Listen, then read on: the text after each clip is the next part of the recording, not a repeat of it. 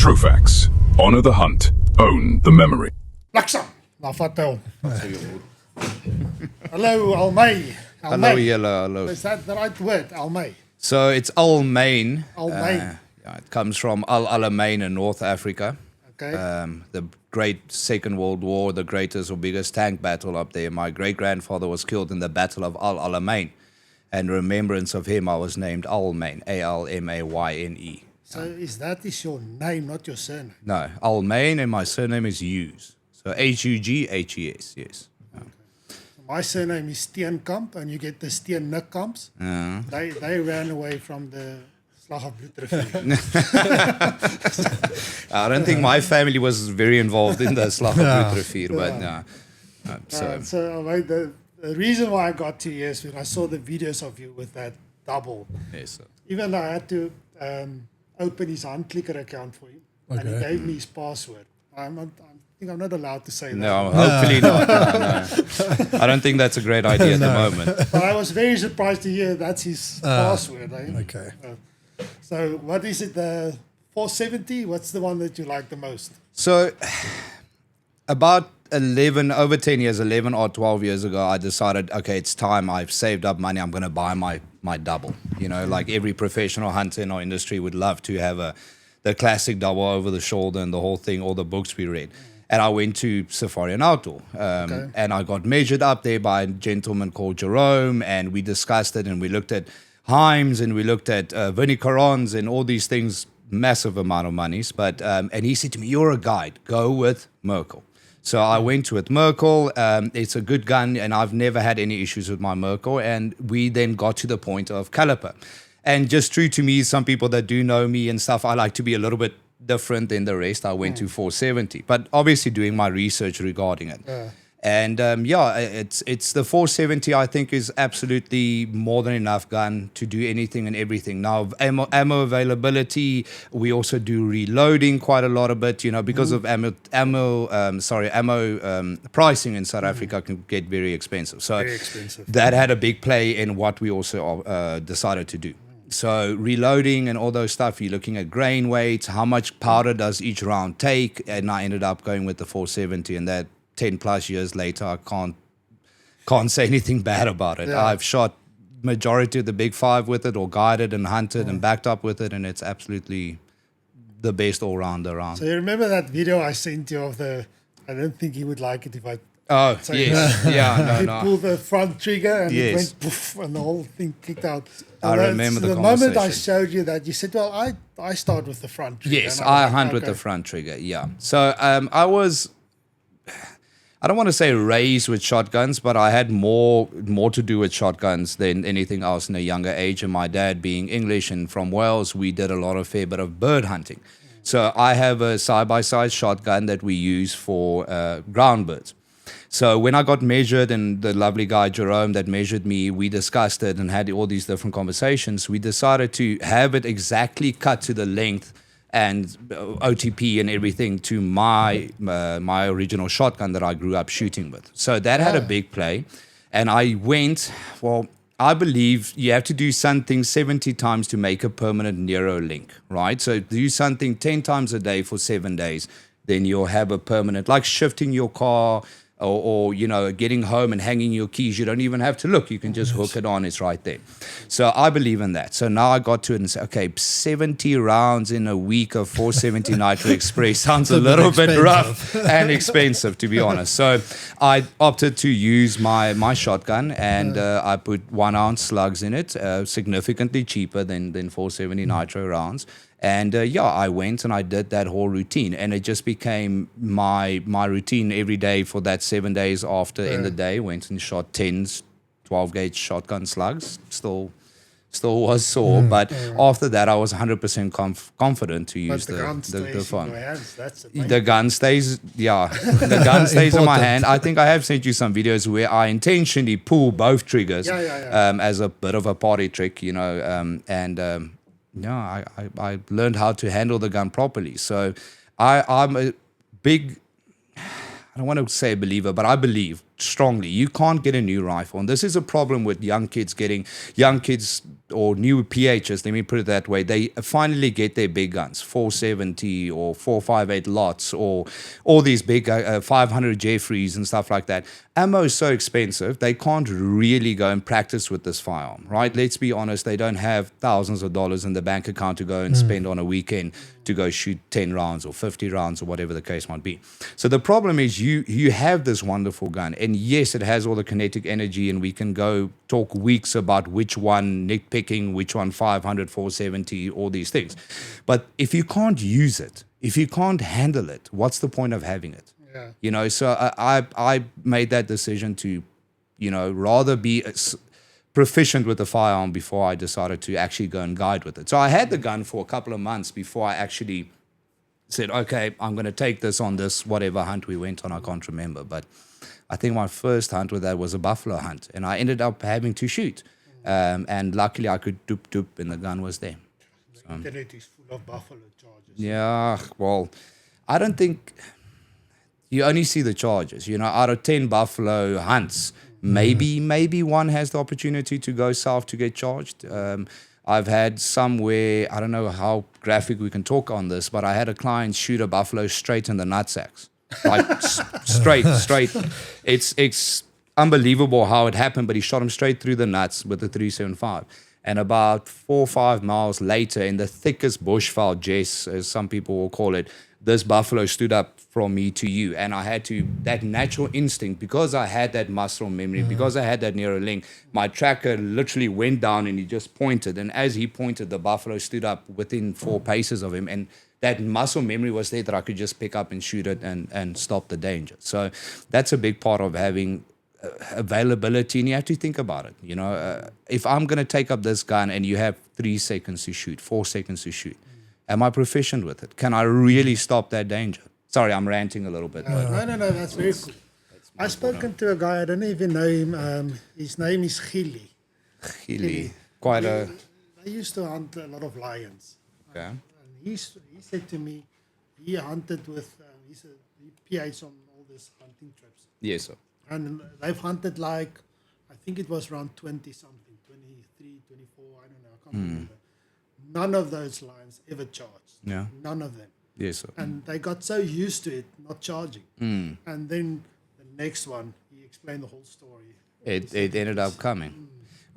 Again, I can go back to buffalo. We've done, I think, 6 or 7 for the year. Everything was great, no charges. Everything was berustig, you know, if I have to say it in Afrikaans. And that one that you got, you get displaced. And where does that, again, that muscle memory, that truly knowing how to handle your big rifle comes into play? Is when that second happens, you'll be able to be proficient and shoot it. And there is no better gun than a double to do that. I know we're here mostly to speak about doubles, but having that fast recurring second shot is hands down the best thing to have. But again, you have to be able to handle it. You have to be able to handle it. I'm not the tallest, biggest guy, but I'm also not the smallest, you know, thinnest guy. So maybe I have a little bit of a edge there, being able to hold the gun down, stand behind it. But yeah, I think Stephen would go back. But I think that's an important point you're making. Staying cool under pressure. Yes, sir. Because you can have the best gun. If you don't know how to use it, it helps you nothing. And then even though you've got 2 shots, if you can't, like you practice that second shot, if you can't do that, it's not going to help you anything. No, for sure. So it's practice, but it's expensive, like you said. You need to get into those pressure situations to know how to handle it. Well, a quick way to just induce pressure, right? I'm a big handgun shooter as well. Okay. All categories I shoot, but I'm quite a large handgun shooter, and I do compete on a national level in handgun shooting. And what we find, to just add time, have your wife or your girlfriend or your friend or your chummy or whatever, just put a cell phone down and just, hey, let's time how fast you can hit a A5 paper at 20 yards or 30 yards or whatever the case might be. Just adding that point of time already induces stress. Yeah. So that's also a good pointer for guys starting with big rifles or owning big rifles and listen to this and think, you know, I need to get proficient with it. Add time. Put a stop it down. I don't know, all of us went to the PH school. Yes. When you had to do that 30, 20, 10 Yes, under time. Yeah. It's a different story. It's a different story. Yeah. Or having your friends. I sent you a video where we have 5, 6, 7 guys standing together. Just having your friends there, Putting some pressure puts some on you. pressure on you. I have helped some guys. I'd rather not, tell whose name, but I've helped several guys, some close to town here, do load development for their firearms, their doubles, and how to shoot it and how to handle it and stuff like that. And the first thing I do is I add time to them. I said, okay, great, we are regulating at 40 yards. They're within a half inch of each other. All right, now do that. Here's the cell phone. Beep, do it as quick as you can. And then the shots go like that. And it's an important thing. While you can practice. Yeah. So, I remember when I went to the PH thing, my uncle actually, Gerard, he's also Steenkamp. okay. He gave I was on his PH school. I was the only one going with a 308. I'm a big 308 fan. You said, yeah. I'm a big 308 fan. And the other guys had the 470, the 365, what do you call them? All those big guns there because we're on the PH school, yeah. And shooting that buffalo for me was a lot easier than for them, eh? And even I don't know if you would have stopped it, but easier to shoot. Yeah, it was a lot. Hey, a lot of people have killed buffalo with Yeah. less. I've seen it. But now remember, okay, yes, recoil. I 100% agree with you. Recoil is a big thing, getting back on the second shot. But now there was how many people on your PH school? Now there's time. Now there's, Gerard Steenkamp, the professional hunting teacher is standing there looking at you. Okay, you're going to, that's stress. So you can reproduce all of that when you get your big bore rifle, right? Okay, I have to say this. I'm a big believer. Big bore starts at 4. All right, I don't see big bore starts at 4, 4.58, 4.16 and up, right? So 375 is a medium. Well, my wife has her own 375 and she hunts with it. My wife shot waterbuck and all the different species. She hunts with a I think I 375. went 365 something. Yeah. But anyway, Maybe we have a little bit of a problem addicted to recoil. Barca member and stuff like that. Well, I think but- if you go past the 375 mark, if you go past too far, you'll stay there. Yeah, you It's will. nice. It's nice. At a certain point, it becomes a push more than a smack. On the recoil. I think. Okay, the 700 Nitro Express generates about, I think it's 1,500 foot-pounds of kinetic felt recoil. It's 10 times more than a 308. So I think a 308 is 12 pounds or 15 pounds of felt recoil, a 700 Nitro Express. Now, I haven't had the chance to shoot a 700, but I have shot a 600. And that is the limit. It's ridiculous. You can't handle it. You as a guide can't shoot ethical double shots quickly. You're shooting and then you're looking at this. I don't care who you are. You're going to be looking at the stars. And then there's no second shot. There's no second shot to it. But not to take away from bolt guns, right? I have a 500 Jeffries. I love it. I've shot many things with the Jeffries. Also big, heavy known kicking caliber. A lot of people know it, like the 460 and stuff like that. But I will always stay true to my double. You can't do faster 2 shots. Now, if you can't stop a problem, sorry for interrupting, but if you can't stop a problem with 2 big boy rounds and then reload, then it doesn't really matter, in my opinion. so if you shoot with the 500 is 500 Jeffries is a bolt action, yeah. So the first shot, and you have to put in a new. Yes, you have to open and load, and you can short stroke it because now remember it's a magnum size action. So if you don't practice that either, you can catch yourself short stroking. There's many videos, I think you guys know what I'm talking about, where unfortunately great PHs got hurt because they were focusing so much on the animals and they short stroked just that half a centimeter or a couple of mils short and they don't pick up the next round and the buffalo or lion or whatever's right on top of you. Thinking about that muscle memory again, last year I shot off my shoulder out of a helicopter. So I had a problem with a buffalo running to the border from Botswana, and I had to hang out of the helicopter and with my Jeffries because the client had my double. I shot off my entire pix muscle. And had to have it reattached and all those things. That was just stupidity from my side. But we were in America at the shows, and I put my arm down and I ripped all the tendons off. Got the operation, first hunt of the season, Lioness hunt. What does the client do? Unfortunately, wounds it. Second shot her through the leg. Third shot, she had enough of us. He missed the third shot. He had enough of us. I was still in a sling. Now, I had my gun, and I thought, okay, this is going to soek nou vir kakkie, so if I have to put it that way. So I took my sling off and I took my 470, and that lioness ended up charging us. I can show you the photos later, and I had to shoot her as she was jumping around the bush, and I shot her with, and that muscle memory just instantly came back, and I could shoot. So it's all about practice. So all about practice makes perfect. I think it's the right English term. Well, that's the same. That's not totally different. It's the drumming that I'm doing. It's also practicing. I looked at it and I don't think I can do that. But I still don't get it right. Eh? But it's also a thing that you have to practice because muscle memory has to get it down. No, for sure. And that's about the doubles. You can't be any guy that is a great bird shooter, right? That does skeet or ball stand or English 5 stand or sporting, anything like that, right? They do not translate very well over to rifle shooting.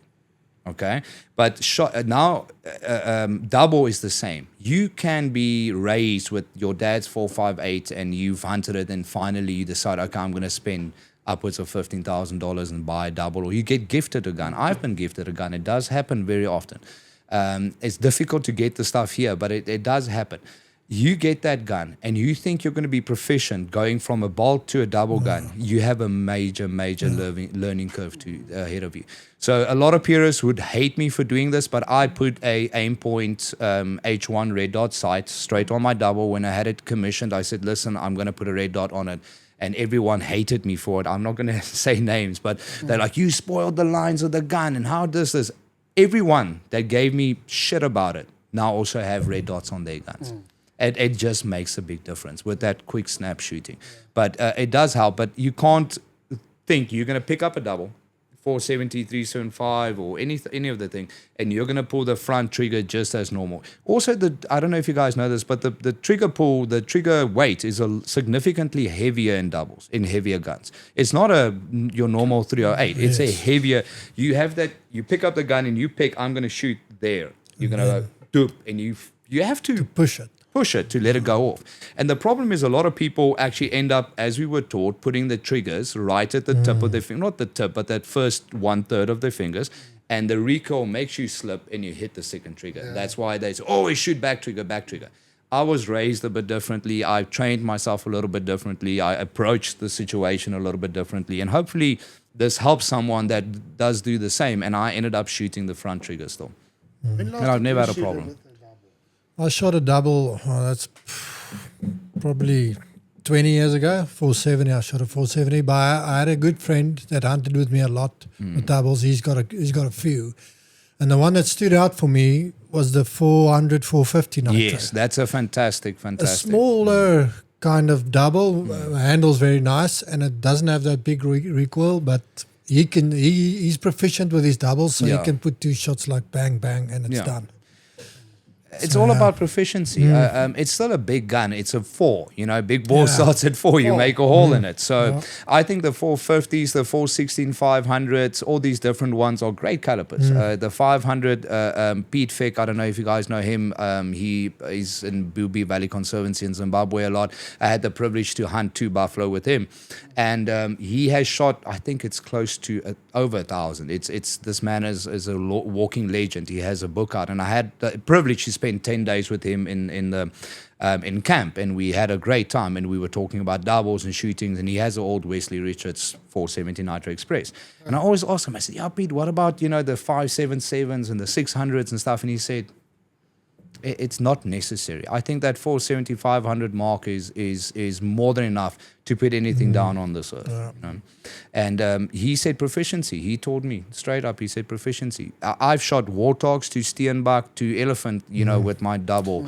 And why not? You have to be able to shoot it. This guy I'm talking about, he actually, when he bought that 450, 400, he told the guy from the gun shop he's going to shoot out these barrels. And the guy said, if you shoot them out, I'll put new ones on for free. And I'm sure he's busy doing it because he also shoots from warthog all the way up to giraffe, buffalo, whatever. I've shot impala, warthogs. I was blessed the last 11 years of my hunting career. We were on the Limpopo River right across the Tuli Block. Shoot them with the soft points. Whatever. Well, if it's a problem, you shoot them with whatever, But the small game with I'll show you guys some photos where warthogs and stuff that we have to shoot, and we shoot them with well, the least expensive ammo. Let's put it that way. You're not going to use a Swift A-frame on it. So I think our taxidermists, we don't really like that soft point on that big knife. Especially if you go for their head. yeah, we tend to not mount those very well, do you? But on that, I had a problem hippo that I had to go and shoot on Father's Day, not the previous Father's Day. Yeah. And I was sitting under the tree, and the guys were complaining about this hippo, and I'm like, yeah, whatever, I don't even see tracks, and I'm sitting half on my phone, just being there to have the people of the area calm down. And I looked up, and there was a hippo bull at 13 yards or 13 steps, looking at me like this, turning his head, trying to figure out what's this thing sitting under the tree. And I used a Nosler's, that flat point solid of there. Sorry, I'm falling over my words now on the 470 Nitro. And I shot him right here under the eye, and I found the bullet at its tail. Yeah. Right? I found the bullet at its tail. I'll show you guys the photos. What grain point was that? That was that Nosler 470 Nitro Express solids. Okay. And it was 500 grain solid that I loaded. I can look at the data on my phone. And I loaded, I think it was 106 grains of S365 sulcum powder. That's a lot. It's a bit of it's maybe a little bit more than the normal guy did. And you can see on the videos, I like the fire, coming out of the barrels that I've sent you. And at 13 paces, if you will, right under the eye, and we found the bullet under its tail. Yeah, So what's the length of a hippo? Yeah, that's almost 3 meters. Almost 3 meters, yeah. When is enough penetration enough? So we frequently shoot through buffalo with solids, and that's why I tend to, the last 2 years, I've moved over to not even carrying solids. The quality of softs that we can get today in South Africa, and I don't want to name companies, but there's some really fantastic companies in South Africa that manufacture ammo, or bullet heads, not ammo necessarily. And I've had great success with them. Regulation on the doubles, I don't know if you guys want to touch about that, but it's 2 barrels. They don't shoot at the same place. You have to regulate them. So the term is regulation. Well, I have actually no knowledge about doubles. Yeah. The only thing I know is don't start with the first 3. Yeah, because you don't want to sit on your So the ass. only way to regulate those 2 barrels is with loads. Regulation is with loads. So sectional density first and foremost, and then you have to do your speed. So every double that if you purchase your double second hand or brand new, you have it commissioned to have built. I wish one day a New Holland and Holland Royal to have it commissioned and built, you're looking at $400,000. Yeah. Okay, never in my lifetime, but just to give you guys an idea of pricing on these things. But when you have your gun built, you get a paper that they regulated on. Now, if this is Vernicaron or Merkel or Hoyt or not Hoyt, I'm thinking about the Boastal. You get this piece of paper that says, oh, here's the gun regulated on X distance. So regulation is how they not. I don't want to use the word. That's not me. I don't want to use the word. But how they put the barrels together. So no barrel is equal, right? Each one will shoot a little bit differently. So you have your regulation. Realistically, if you get 1.5 inch regulation to 1 inch, half an inch is fantastic regulation at about 50 meters, right? So how do you do that is first and foremost, you get that information, that paper, and they will say, okay, this gun was built and regulated on, let's say Hornady DGX, 500 grain. And then they'll actually include the target in it, and they'll show you how the gun regulated. Now okay, it's Hornady DGX, 500 grain. I can go and buy this box of ammunition, and the gun will shoot as the paper shows. Or you want to change, ammo availability, pricing, you might not like the brand. So now you have to go and say, okay, Hornady DGX, just for example, the sectional density of the bullet is A. Okay, the speed is, don't believe what the box says. Yeah. Go and shoot it through a chronograph, and you say, let's say 2,000 feet a second, just for making it easy. So now you go to whatever other manufacturer you want to use, and you go say, okay, I need this bullet at this sectional density. If I'm going to reload it, you start with your gunpowder, and then you shoot and regulate, chronograph until you get the speed match. Now, then you'll get and duplicate what you have on the paper. Okay. Then you can play further with it. So your bolter, your 470s, you have quite a lot. You can put it a little bit shorter, your jump to your lands and grooves, put it a little bit deeper, put it a little bit longer. But if you can get your sectional density and speed correct, the gun will print. It will print within an inch, inch and a half, depending on how good the quality of the build was. And then you can play. So mine was built on Hornady, but I went to Swift A-frame, and I'm struggling. I'm paying the cost now because I can't find the ammo. But at 50 meters or 52 yards, my 2 bullets touch on top of each other. Oh, really? But that was hundreds of rounds of shooting and tasting together. So you can make a double accurate. A lot of people think a double is not accurate. I have some people that will vouch for me that I've shot zebra at 200 meters with my double. A zebra at 200 meters. Okay, it's a big animal, but again, a double barrel rifle shooting at 200 yards. It is capable. It is a very capable rifle if you just handle it correctly. Oh, so what I wanted to ask you is also, I noticed the one video you sent me that bullets didn't go off. Yes, so that was, I don't know how sensitive the manufacturer is if I name them, so I'd rather not name them because it is the hunter is busy going with it. But an interesting thing I learned, a lot of people worry about moisture, right? Especially reloaders. The actual killer, and I think I said this to you, to primers, is oil. So oil. The guy had, there was a big batch. So the end of the story that they actually just finished recently is they sent an apology letter and they did research and they found a massive batch of ammo that was contaminated by hydraulic oil from the reloading machines. Okay. And a primer, you can take a primer and throw it in this bottle of water and tomorrow take it out and hit it with a hammer, it will go off.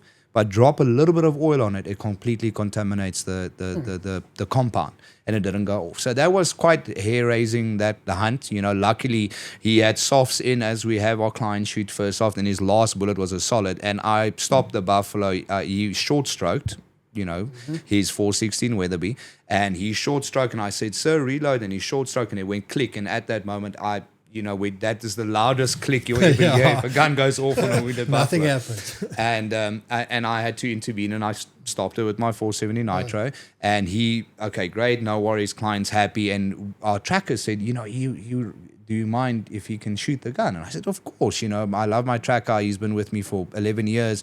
And I've had him shoot the clients and give him the experience too of what's going on. And slowly helping him, because that one day you're down on the ground and something's busy killing you, and your tracker comes running back and he picks up your gun, he knows what to do with it, So I believe in having them also sufficient with the firearm. And I said, no, great. And he went click, and I said, no, man, what did you do now? Load it again, click. And I said, no. And it was a brand new box of ammunition, brand new from a very well-known company. A big, massive international company. And we went through 10 rounds of that little red, beautiful box with the velvet and everything in it there. And each round was contaminated and did not fire. Did not fire. One bullet, he's not worried at all. You just have it. Yeah, just hold it like this. I know it's going to happen. There's some other videos I didn't send you, but also where I've taken my Jeffery and put it on my, this thing doesn't recoil, and I put it on my leg and go boom. Maybe I'm a little bit stupid, but it's part of, I like the recoil. I want to know if I pull the trigger, I want to feel like I shot something, I'm not a big need more fan, in all the respect, I don't. If a client comes there, and even the 4570s, clients have asked me 4570 lever gun. If you actually go do the research, a 30-06 with a 180 grain bullet makes the same kinetic energy as a 4570 government. Yeah. So you can just as well go shoot with your 308 van Skiddy buffel. It's fine. So it's Stephen, we're quiet because we don't know a lot about it. Sorry, I'm talking a lot too. So but we don't know a lot about doubles, eh? Yeah, it's. I'm a big fan of it. I think they are a classic gun. There's nothing like walking. I don't know who said it. To be honest, I can't recall. But walking with the double over your shoulder in Africa is something very special. That was Ivan Carter, wasn't it? I think it was Ivan Carter. We've had clients in America ask us, "What gun do you back up with?" No, I carry a double. Okay, I'll come hunt with you. I promise you. Oh, really? Well, yes. I think the thing about that is guys like us, so I would say when I go and hunt my buffalo eventually one day, I would like to do it with a buffalo, with a double. Yeah. But then I'm not proficient. Well, Because I'm going to borrow a gun from a guy. Yes. And if I'm lucky, I'm going to do a good first shot. I'm going to get it down. But if things going to go south, then I'd rather have my bolt gun that I'm used to. Yeah, you have to. And then if you're going to spend the money, what is a buffalo hunt? $10,000, $12,000, $13,000, 200,000 Rand, if you take in dag for you and lodge for you and the trophy cost and all that stuff into it. Do you really want to just have the mystique of it and maybe mess it up and lose it, or just stick with what you know with and shoot it. Now, I don't want to deter anyone from getting a double. Please don't get me wrong. And we need more people to shoot doubles. It's very sad that they're so super expensive, but there is nothing like hunting with a double. I think I sent you the photo, John Sharp's the iconic photo of him walking through the river with the elephant tusks and stuff. I went to exactly that same spot, and that's the photo I sent you. Unfortunately, it was in the middle of dry season. The river was too low. Water. But we had ankle deep water. But I went through the exact same river where you want, and it was like, oh, this is very cool. You know, you read the old books and stuff, and you see these guys with these old guns, and it's amazing. You feel confident walking with these things in the bush. Sure. You know, the trustworthiness of knowing you have that fast secondary shot. But again, if you can't handle it, you know, my brother-in-law, he's significant. My wife's brother, he decided he wants to be a professional hunter. Great, you know, but he's this thin. And all due respect to skinny people, and he shot my double, and I said to him, Ricardo, you can't shoot this gun. You can't. Even we've tried to make him fat, you know. We've also them geplant in die beeskak en biltong gevoer. Right? That didn't help, right? But he is just not physically of a stature where he can handle the gun. He can shoot the hell of a 4.58 Win Mag. He can handle it like no one's business. But the moment he goes to the bigger guns, remember doubles are also very heavy. They're heavy guns to help mitigate recoil. So you can put lead in, but I'm not a big fan of if you put lead in a gun stock. A laminated gun stock is perfectly fine. You can put lead in it, but normal wood it will crack eventually. So the kookbuiser, you know, the old mercury tubes helps fantastically, but you can't muzzle brake a double. You can't put a silencer on a double. You can't. No. So it's a straight barrel, you know.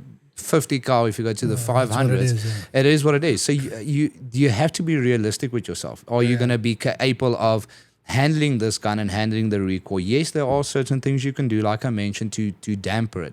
But you don't want to load a softer shooting load. Then you defeat the point. Why do you want to hit something with a pebble when you can smack it with a rock? In my opinion, there is no such thing as too much gun until you get to, can you handle it? You know, you might own a 577, you know, or a 600 or 700 Nitro Express, but you can't hit the broadside of a barn with it. What's the point? Well, the thing that I've noticed as well is when it comes to doubles, especially shotguns, the guys, they like the over and under now. Yes, so you don't get over and under doubles, unfortunately. You only get side by side. So the whole thing over and under was always meant for flying birds, and a side by side for ground based birds. Okay, I personally think a side by side handles a little bit better than an over and under. Some people will disagree with me. I think it's personal preference. But the largest over and under double I've ever seen was in the 30-06. I think they might. I've shot it. It was a wonderful gun, but I think they might be. 9.3 or something like that, or 375 over and unders. I correct me if I'm wrong. I don't know every gun that was ever made and out there, but if you're talking about big balls, fours, you're gonna get them in side by sides. You're gonna get them in your classic box lock. Those locks are unbelievable. So the whole thing. Let me quickly diverge here. Why we call it Nitro Express, right? So nitro we're going back to the 1900s, late 1800s, 1900s, right? So everyone was black powder rifles. So black powder can only make so much pressure. So you had to increase the amount of black powder to get more oomph out of the gun, right? So the bullet has to get big. Ran away the Martini Henry rifles, you know, the 45 calibers and stuff, and they got to this point. Then the nitro comes from the cordite and the smokeless powder. It was based on nitroglycerin, right? So now all of a sudden you get a lot more pressure out of a smaller package. Okay, the express comes from the speed. So the speed is referring back to the express trains that started running up in everywhere. Oh, you can get the express train. It's a little bit faster, referring to feet per second, right? So Nitro Express comes from at that point where we went from gun black powder over into your cordite and smokeless powder. So all of a sudden you went from 30,000 psi or 28,000 psi operational pressure in the chambers to 60,000, and up. Some of the guns now, the new 7mm backcountry operate at 80,000 psi. This is massive pressures. So those box locks, the design of a side-by-side can take a lot. That's why you don't get big bore lever actions. That's why you won't get a bigger 45 cent. You do get 45 101 and stuff like that, but they discontinued. The chamber pressures get too high. At that point, we were at these. Everyone carried massive guns. For Martini Henrys and Corbett and all those people. They carried big boy rifles. But with the invention of the cordite and nitrocylinder or smokeless powder, you started going back towards smaller stuff because you can get the pressure up, right? So you can shoot a bullet at a significantly higher speed now. So you don't necessarily need these big things. So the 458 Win Mag, that was one of its downfalls. They couldn't get the pressure up, they couldn't get the speed up on the bullets, so they went to the lot. And then I don't know if you guys know, you get a 458 Express as well. It's the third one in line. So that one is only there you equal with the 470 Nitro Express on speed and chamber pressures.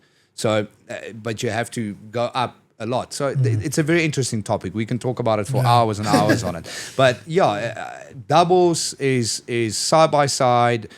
470, 500, big old bullet at 2,200, 2,100 feet per second, 570 grain bullet out of the 500s, 500 grain out of the 470 Nitro Express. There's nothing on God's green earth that you can't put down. Do you know if they can build a double of the 460, whether it be Magnum? The 460 Remington Magnum. No, 460. The 460. Yeah. Because I don't think it's got a flanged case. No, you need to have that rimmed flange because it headspaces off the back there, so you can play a lot with it. Doesn't necessarily the shoulder like your 375 is a belted Magnum. So they don't go off the shoulder. That needs to have a rimmed case, not a flange. Sorry, rimmed case. So I know the 9.3s, you get Rs and all that stuff. Because that's a pretty powerful gun, that 460. But it kicks like a mule. It does. It's uncomfortable to shoot. I've never shot one that I said, "Oh, okay, give me another." I've never had. I was just thinking, if you can get it in a double and a nice heavy rifle, maybe it would handle a bit better. Well, what do you see as a heavy rifle? What's your opinion of a heavy, realistically carrying, because we're talking over 10-pound rifles, over 4 or 5 kilogram guns. So I've got a 308 and it's the Hawa, but fantastic guns. The thick bull barrel. Yeah. And that gun is heavy. I think I need to. Whenever I hold a normal thin barrel. Regular barrel. Yeah. It doesn't feel the same. So but the gun's heavy to the front, right? If you pick up a double, it's balanced. So it really feels like it's an extension of your arm. Remember, it's and it's also ball not that pop. You don't have the action. It feels lighter. So it's a lot back. Yeah, you have a more comfortable way. But if you go put it on a scale, you'll be surprised what these guns weigh. Some of these guns weigh over 5 kilograms. Now, 5 kilograms doesn't sound that much, but 12, 13, 14 pounds.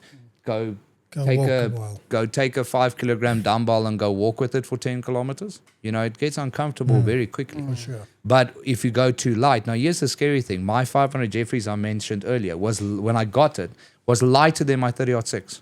That thing kicked it kicked my ancestors' teeth. It was very uncomfortable.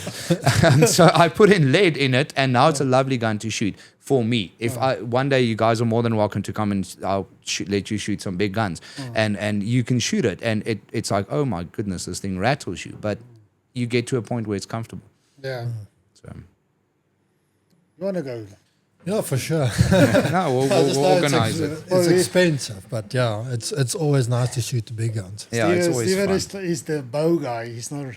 I like the big guns. I might have a bit of a problem. Even in the bows, I'm a weight guy. We spoke a little bit earlier, but I shoot 83 pounds. Yeah. Okay. Is that necessary? Absolutely not.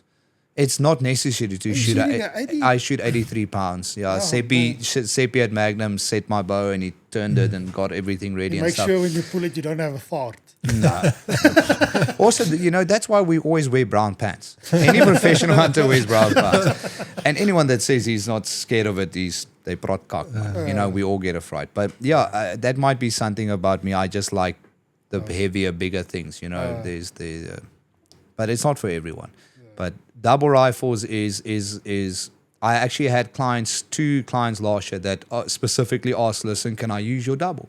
They said, they want to have that history about it. They want to have the memories about carrying the double and shooting with the double, and it's fantastic. I absolutely love it. Earlier today, I made a post on Facebook, and someone commented, "Oh yeah, because the vehicle was in the background of the hunt we just finished 2 days ago." The guy said, "Oh yeah, but you're shooting off the vehicle." So I said, "Well, no, sir. Here's the video," and I posted the video, and I said, "You know, here's the video. The vehicle's just in the background to get our logo, and it's a cool photo and stuff like that." And he commented and said, "Oh, that gives me hope back to South Africa and hunting, because he's an old school hunter and he misses the old days of, you know, how people hunt." And then that made me think about driving here to you guys. That double, having it on your shoulder, it's all about the history about it. It's all about the gedagte van, jy weet, wat het iemand hier gedoen met die double, you know? And that's the truth thing about a double. A double isn't just a big gun. We can get big gun bolts. When you buy a double and you go into the double, dis 'n liefdesstorie. Dit is geskiedenis. My son will use my double. And this might be a little bit morbid, but my last one and testimony is I want to be cremated. A little bit of my ash will be loaded into each of my 470 Nitro Express rounds. There's money specifically put aside for my son to, if he is from age by then or not, to go shoot any one of the big 5 that he desires. And I want to go out with a bang. And the first 2 rounds down the barrel on one of his dangerous game that he chooses has my ashes in it. And wherever you find me, you're going to leave me there and leave me the hell alone. Well, I hope you don't have any oil in your ashes. No, it will be a bit of a story. But yeah, it's scary. On the doubles, I think also reliability on doubles. If that gun goes click, you have the next barrel. Yeah, but I think also you get the elephant hunts and everything, but that's why we've changed our logo now to Buffalo, because me and Steven had a discussion about it, and it's just Buffalo is the thing. Eh? Buffalo is we do, me personally and my company and what I've done in my last 15 years of guiding is mostly buffalo. If we talk about dangerous game, we did a fair bit of hippos. Hippos have become quite more popular. It's a roller coaster. Sometimes this gets more popular or not, but I don't think I can talk about the story yet, but we've shot one of the largest hippos, you know, and when you look at the record books, you know, and it was shot with the 500 Nitro Express. But buffalo is the thing. And I have clients that have shot a lion, they have shot a leopard, they've shot elephant, but every year they shoot buffalo. You get addicted to it. Yeah. And having a double on your shoulder, chasing Africa's black death in the thick stuff is you can't explain it. That's the ultimate hunt. That's the ultimate hunt. It's completely the ultimate hunt. You'll shoot one elephant, you'll shoot one lion, one leopard and stuff, but you'll never be done hunting buffalo. Yeah. You'll never be. I know some people that have shot over 30, 40 buffalo, and they just keep coming back every year. I wish they were my clients, but they come back and they shoot every year. There's guys in South Africa as well. Hey, but that one of our clients, we mounted 2 buffaloes for him already. Pedestals. Yeah. I don't think you'll mind me mentioning him, but Frikkie Botha, you guys probably know about him. You know, he's 37 or 38 inch or 48 inch buffalo that he hunted with those 20 inch bosses was with me. And he calls me every year. He's like, Almayne, you know, any good buffaloes you have available, you know, let's go hunting. You know, it's addictive. It is addictive. So you'll never be done buffalo hunting. And having a double on your shoulder is absolutely the ultimate. It's fun, but you have to be proficient about it. I would love more and more people to have doubles. I would love it. So if a guy hunts a buffalo with his double, what's the shooting range? So we always try and get closer. You know, we're more or less in the same area as you guys. You know how the bushfire is here. So realistically, we do not want to shoot further than 50. Just for the reason is we can get closer.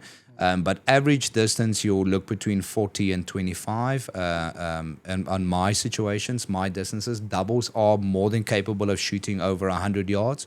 I have seen it done. I mentioned I've shot zebra at 200 with my double. It's 100% capable of doing it. Carries more than enough kinetic energy to do the thing. But realistically, you're looking at between 50 and in. Let's put it that way, 50 meters and in. In my experience, I don't like shooting more than that, unless the thing is really standing in the middle of the Vrystaat Plains. Every situation warrants a reaction. I get it. You can't get closer, you can't. But realistically, with the double 50 and closer. Yeah. 50 and closer. That makes it even more. I mean, the closer you get to that guy. Jy moet hoor hoe poepie buffel voordat jy skiet. So we always try and get very close. We have had situations where it's too close and the client's like, I just see the black rock or the grey rock, and I'm like, shoot the rock, that's him. You're that close. So, but having that insurance of having. Let's be honest, the shots aren't always perfect. There's a bit of brush in the way, there's a little bit of bosses and stuff. But having a short, fat, slow-moving bullet pushes away a lot more brush than it does necessarily get. You can go through. English word for it, getting diverted by it. So I don't have a problem if there's a little bit of bosses, and you're shooting a 470 or 500. I think I've sent you photos where I've shot buffalo through trees. I've shot and killed wounded buffalo with the bow, unfortunately. And the guy, after the third arrow went in and this bull had enough of us, and we were in the thick riverine, and he decided to come. And how we were set up, I had the tree was in my way, and I'm talking about that size tree, wet tree in the middle of it's not a dry stump. And I shot through the tree, dropped the buffalo, and the bullet still exited his shoulder. And now that's the bullet under his tail. No, not under the tail. No, it was on the. Did you intentionally go for the tree? Did you have that was muscle. So I picked up and I knew where we always say in birding, we say, okay, you're gonna pick. Okay, here's this Kolgaans flying over. I'm gonna kill him here. You get up, you sweep, you catch up to him, you do your lead, and you pull the trigger. Now the same thing with the double. I picked up my double and I'm like, I'm gonna kill this buffalo. Not kill, sorry, that's maybe wrong, but I'm gonna stop this buffalo here. And you picked up and you lead, and boom, and the tree was in the way.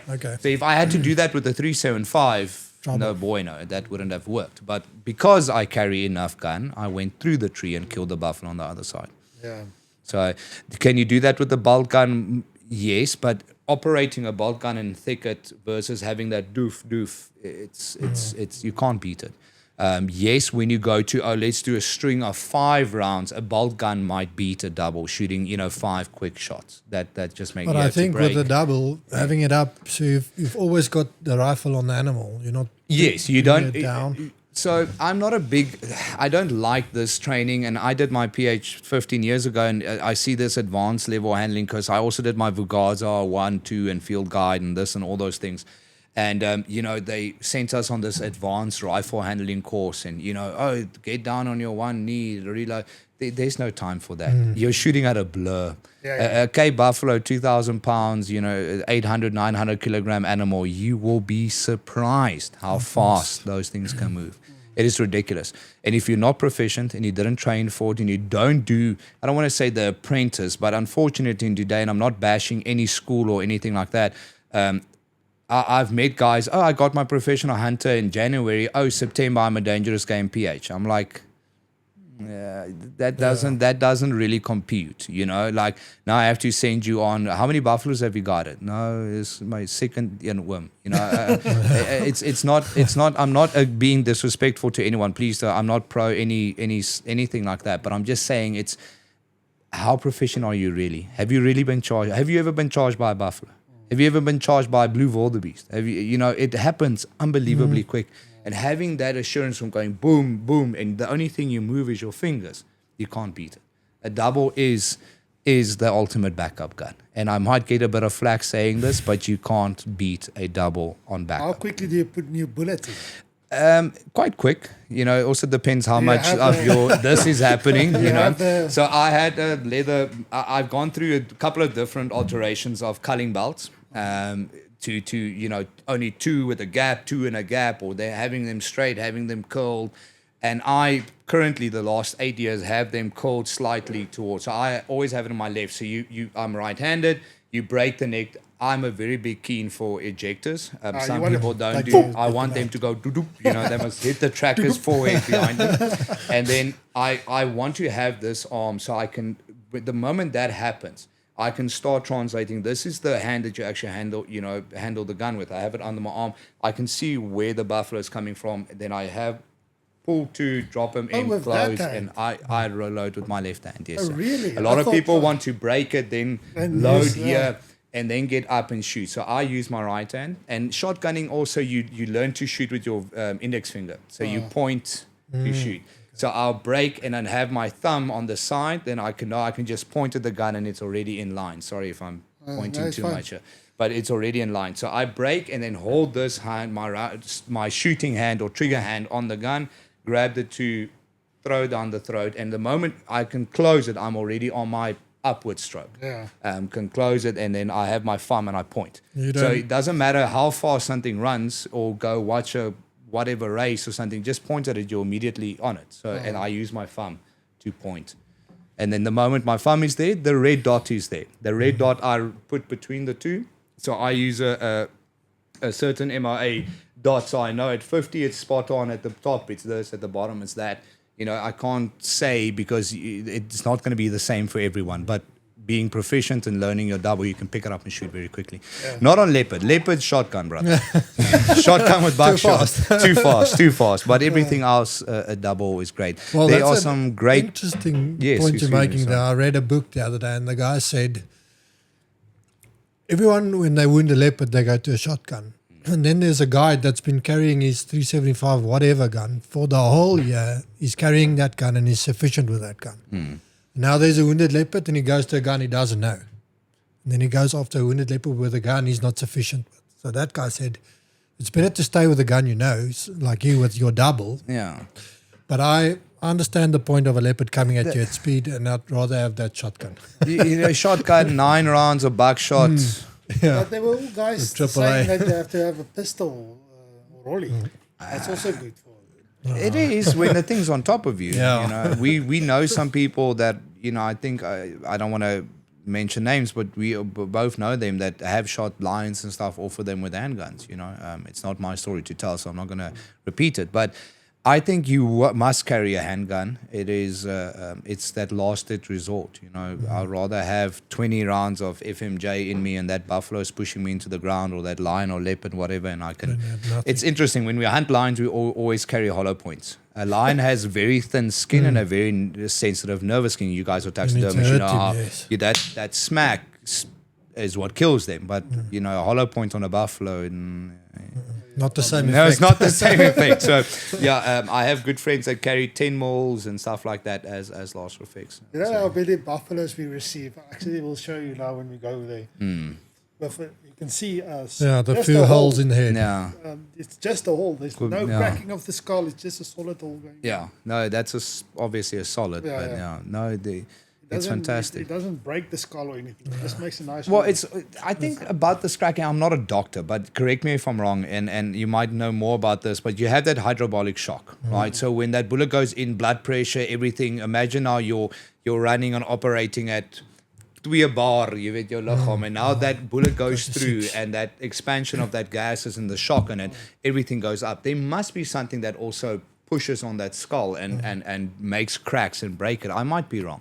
But you know the I kinetic think energy the is speed plays the role there, because Yeah. if you go to something like a 223 or 308 and you shoot something in the head, it just pops open. yeah. Because Well, that speed makes a hell of a lot of kinetic energy. also the bullets.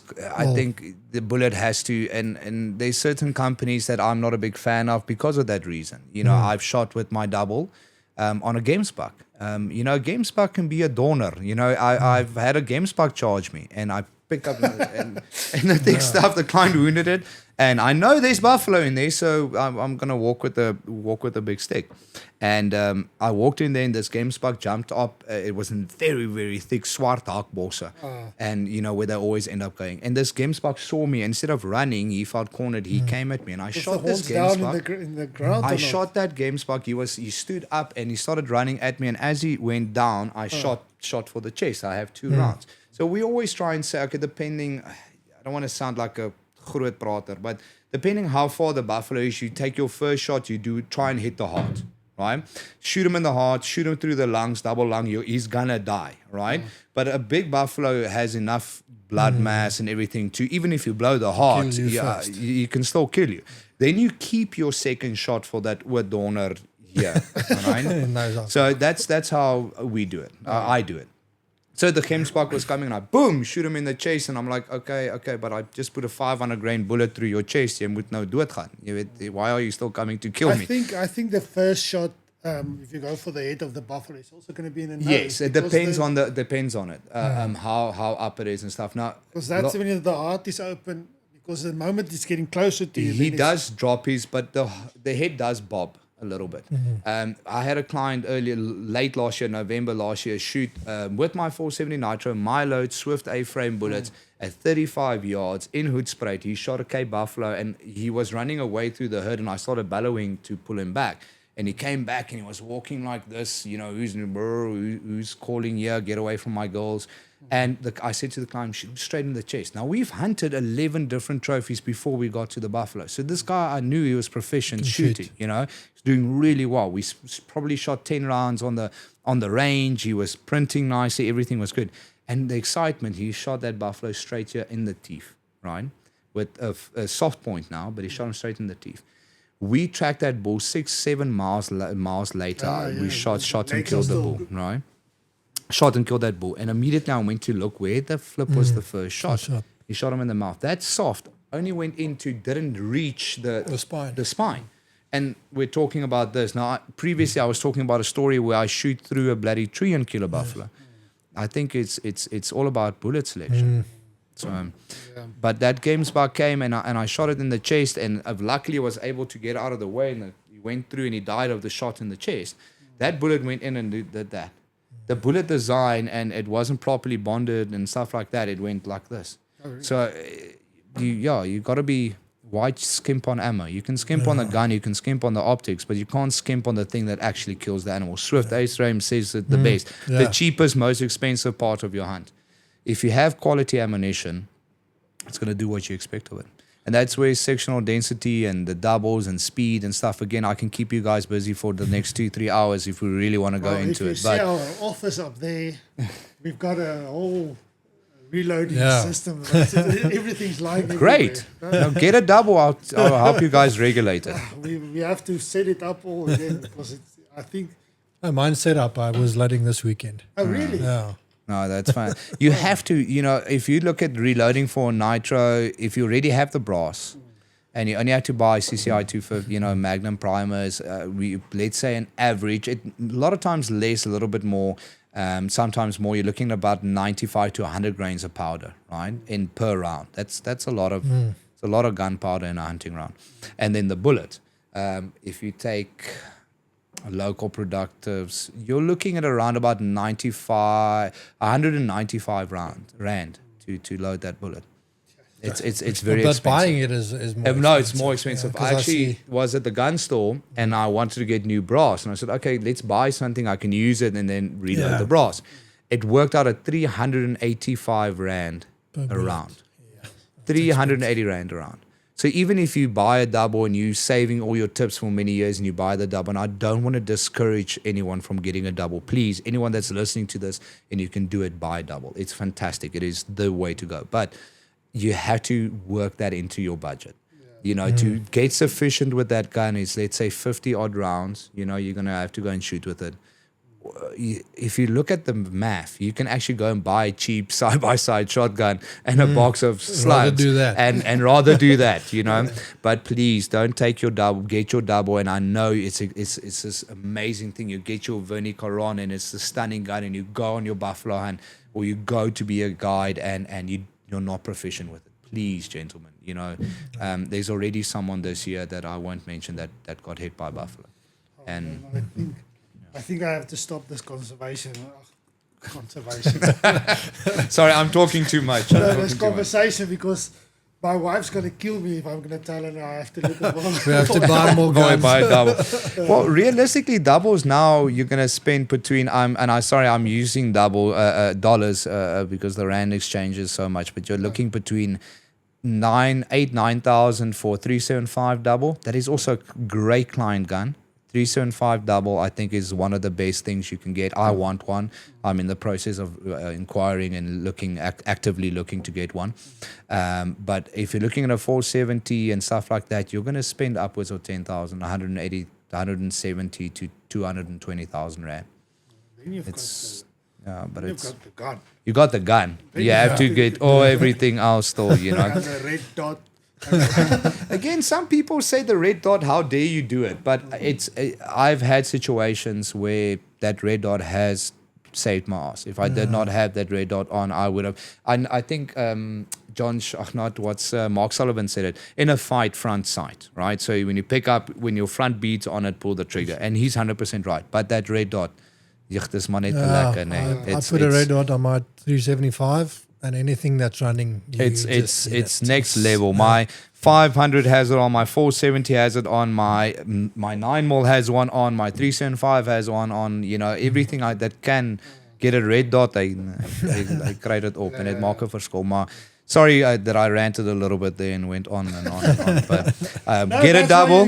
Get a double. You will love it. Just please be proficient with it and you know, you'll love it. You put the double in a nice bag as well, to carry bag. I did always. I always had it in say mooi boxy, you know, is the box that it came with, and then you actually start feeling bad that the box get damaged and stuff like that. And that's where I will forever be thankful for Jerome, that he, I think, works for Wesley Riches at the moment, but he was in Safari and Outdoor the day and he measured me, and I can't emphasize how important a good fitting gun is. You guys are both taller than me. Your gun, my gun's going to be full small. The felt recoil is going to be a lot more intense for you than it is for me because it actually fits me. But anyway, and he said to me, hey, you're going to guide, you're going to walk with this thing, you're going to give it to a tracker, you're going to hang it against a tree, it's going to fall off, you know, this or that, and the third's going to happen to it. Just buy a little bit not as fancy because then you feel too bad to carry the thing. But it still came in a nice box and I pampered it and stuff like that. Now I have a walk-in safe at home. I just walk in and hang it. It's become a tool. It's become a tool. I've worn down the blue finish off of the barrel, you know. But I'm also not a big sling guy. I think when you hunt dangerous game, you can't have a sling on your rifle. It's nice leather bag. Tube. Slips in, maybe. I actually have quite a lot of hippo skin at home that's been tanned and laying there. Maybe I must bring it to you guys and you make me a nice bag or something just to throw it. So now it's in the hard case when we travel, you know, Zim, Botswana, stuff like that. You have to have it in a pelican case. I just had the foam cut out and I put it in there. And then when we get in the truck, it's just in a normal gun bag. And actually, you guys make me think I feel bad now. I must give it a little bit more love than I do. But it's a working gun. It's a working gun. That gun bag, we can put a little pocket there where you can put some of your ashes in as well. For my son. And an extra onderbroek op die onderkant. That's why we wear brown shorts. That's why we wear brown shorts. But it's when you get serious about, I think Hoyt, sorry, I have to say it, get serious, get Hoyt. If I think about their logo, if you want to get serious about dangerous game and hunting big game, get a double. Get a double. All right. That was great fun. Thanks a lot for coming by, Almayne. You're more than welcome. Nice story. I think it's going to scratch my ass a little bit now. Double thing. Are we going there someday? Yeah. Yeah, we're here. While you guys are here, we must figure there's more shooting range, whatever. We can go and shoot some bigger. Shoot a little bit with it. Yeah, see how it operates, you know. All right. Sounds like a Thank you plan. very much. Thanks a lot, Thanks, Dave. guys. Thanks for visiting Trophex. Thank you for Trophex. Honor the hunt. Own the memory.